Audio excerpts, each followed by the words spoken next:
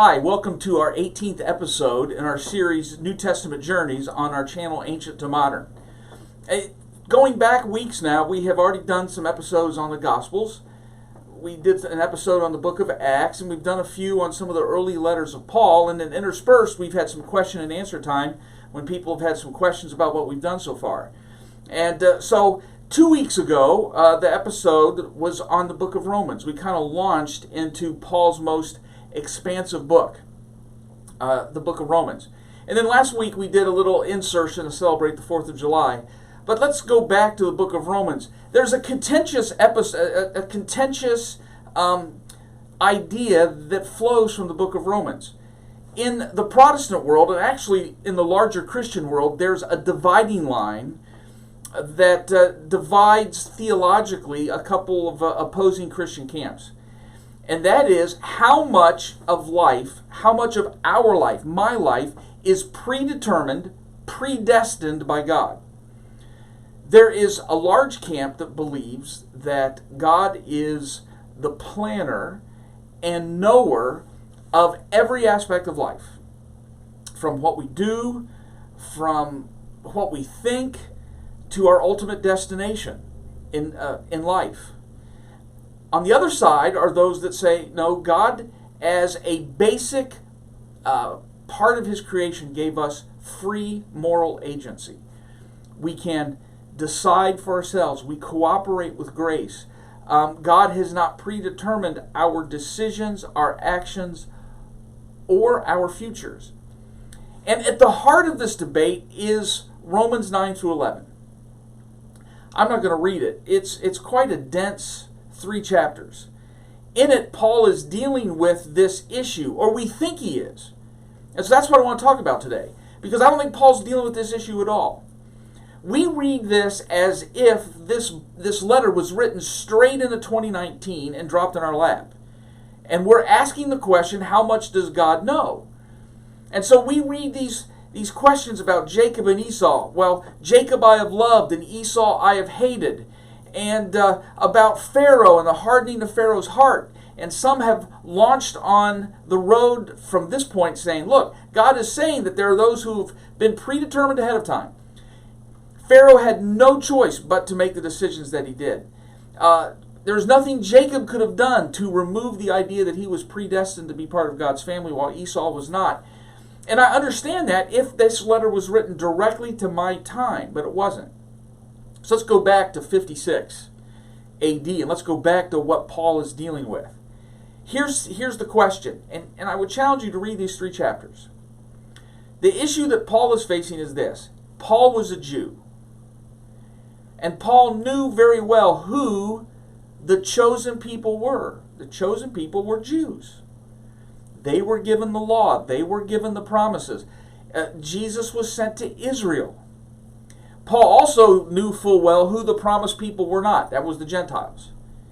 And Paul spent much of his life trying to keep his Judaism pure from the Gentiles. Paul has this experience with Jesus Christ that changed his life. Paul starts this earthly ministry, and he notices something that had to be heartrending for him. The Jews, by and large, were rejecting this message that Jesus Christ is God. However, the Gentiles were overwhelmingly accepting it and flooding into the churches. So listen to what Paul's dealing with. The chosen people were out. The unchosen people were in. So what is Paul to do with this?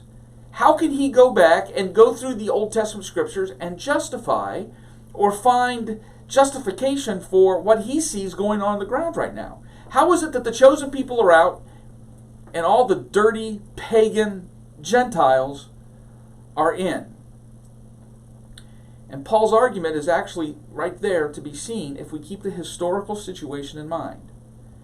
By every measure of what the Jews knew to be true, Esau should have been the child of promise, should have been the legitimate heir to Isaac. However, that lineage now went through Jacob. Well, what's at play here? here's Paul's writing to Israel. Listen, you guys shouldn't be surprised that the Gentiles are now in. God has done this before. Go back to your own history. Esau was the chosen. Esau had the birthright, and he was out. Sure, he had part of his own actions were to blame, and I think Paul would say that about the Jews in the first century. But God has worked with those who were not by nature or the natural progression of things, should be the children that got the birthright. He worked through Jacob. So that he's doing it now with the Gentiles shouldn't be a surprise. And by the way, when he was working with Pharaoh, now go back to that story. Pharaoh, yes, God hardened his heart, but Pharaoh also hardened his own heart. And you have to remember that in the Old Testament, Pharaoh was not just a guy. What a very Western idea that we carry back into the text. Pharaoh was Egypt's god. And so part of that text was Israel's God is more powerful than Egypt's God. So in Romans 9 through 11, Paul is not talking about a modern day where God has chosen some and neglected others, but that even the neglected ones, the Gentiles, are all the ones that are now in, and the chosen ones are the ones that are struggling. And that's what Paul is dealing with. Don't bring it with a lack of historical context. So Romans 9 through 11 is not about what God knows now. Romans 9 through 11 is all about how Paul is dealing with this idea of the Gentiles being in and God's chosen people being out. No one has an inside track. No one has an inside track then.